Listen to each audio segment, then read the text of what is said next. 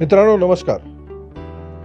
मित्रांनो, गेल्या 11 वर्षांपूर्वी आम्ही लोकांच्या समोर एक कन्सेप्ट मांडली.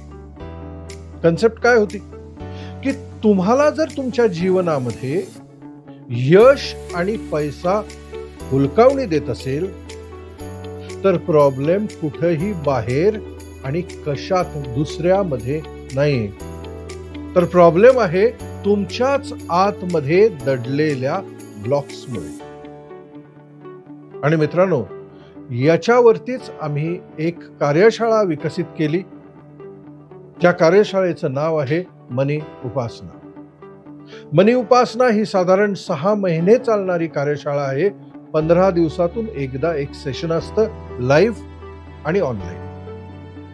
या कार्यशाळेमध्ये आम्ही तुमच्या आतमध्ये, तुमच्या सबकॉन्शियस लेवलमध्ये, तुमच्या निगेटिव्ह इमोशन्स मध्ये आणि तुमच्या कंडिशनिंग्स मध्ये जे जे ब्लॉक्स निर्माण झालेले असतात यशाविषयी आणि पैशाविषयी, ते रिलीज करायचं एक टेक्निक शिकवतो. ज्या लोकांनी गेल्या 10 वर्षांमध्ये मनी उपासना केलेली आहे त्यांच्या जीवनामध्ये पैशाचे प्रॉब्लेम सुटलेले आहेत, नवीन संधी कुठली ना कुठली तरी प्राप्त झालेली आहे, अडकलेले पैसे रिलीज झालेले आहेत, त्यांना अपेक्षित असलेली ग्रोथ मिळालेली आहे आणि एकूणच पैशाचा विषय सोडून बाकीच्या अडचणी देखील रिलीज झालेल्या आहेत. का? कारण तुमच्या आतमधल्या अडचणींचं जे मूळ आहे ते आम्ही रिलीज करायला शिकवलेलं आहे. हे वर्ष मनी उपासनाचं 11वं वर्ष आहे.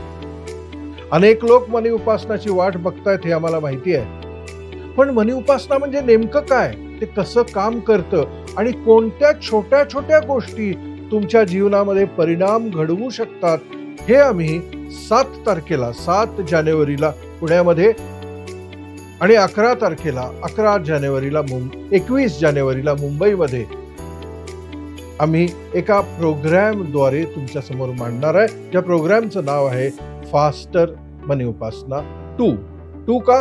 कारण मागच्या वर्षी फास्टर मनी उपासना 1 केलं होतं. यामध्ये तुम्ही बऱ्याच छोट्या छोट्या गोष्टी शिकणार आहे, which you can do for your self and see if the concept works. मित्रांनो, गेल्या 10 वर्षांमध्ये हे कन्सेप्ट वर्क झालेलं आहे, म्हणूनच इतके लोक ही कार्यशाळा करतायत आणि त्याचा लाभ घेतायत. तुम्हाला जर ही कन्सेप्ट पटली असेल आणि तुमच्या आतमध्ये हे काय आहे हे समजून घेण्याची जिज्ञासा निर्माण झाली असेल तर अवश्य 7 आणि 21 तारखेच्या कार्यक्रमाला या. ह्याचं तपशील डिस्क्रिप्शन मध्ये खालती लिहिलं असेल. आणि तुमच्या आतमधला तो जो ब्लॉकिंग फॅक्टर आहे हा रिलीज कसा करायचा हे बघा. मी तुमची वाट बघतो. थँक्यू.